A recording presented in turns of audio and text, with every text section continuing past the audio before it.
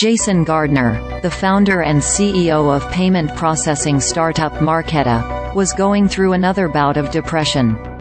It was early 2016, and he struggled to sleep and eat in his Oakland home. Sometimes he just laid on the floor and stared at the ceiling. "I could barely get out of bed and couldn't smile. I felt like things were crumbling around me. But I had to find the wherewithal to continue to raise money and build the company," he says. Marqeta was weeks away from running out of cash. He and his wife Jocelyn had maxed out their credit cards and were even putting their mortgage payments on credit card checks while raising their 15-year-old son and 8-year-old daughter. "Sometimes I don't know how I survived. Not because of something I would do to myself, but due to my body breaking down, or my mind," says Gardner. He went on to turn the company around, eventually taking it public and stepping down as CEO in January 2023.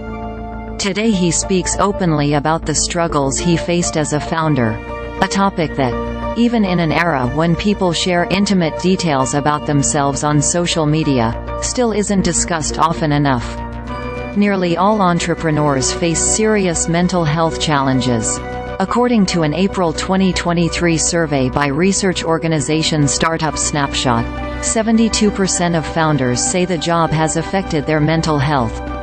38% have experienced depression, anxiety, bipolar disorder, ADHD or substance abuse, according to a 2022 study by researchers including Virginia Tech professor Richard Hunt and Michael Freeman, a psychiatrist who has been coaching entrepreneurs since 2000.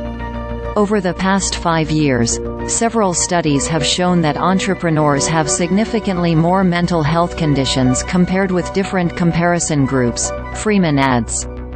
Founders are often afraid to show a shred of weakness in themselves or their companies, largely for fear of how it might affect their startup's reputation and employees' morale. Ryan Caldbeck, the founder and former CEO of fintech startup CircleUp, remembers being asked by venture capitalists several years ago to meet with other CEOs whose companies were floundering, to give them some advice.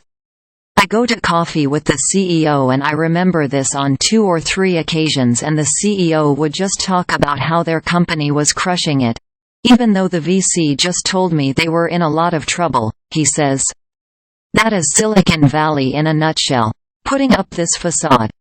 Over the past few years, elite athletes like Naomi Osaka and Simone Biles, celebrities including Demi Lovato and Selena Gomez, and U.S. Senator John Fetterman have publicly discussed coping with mental illness, and entrepreneurs are starting to follow suit.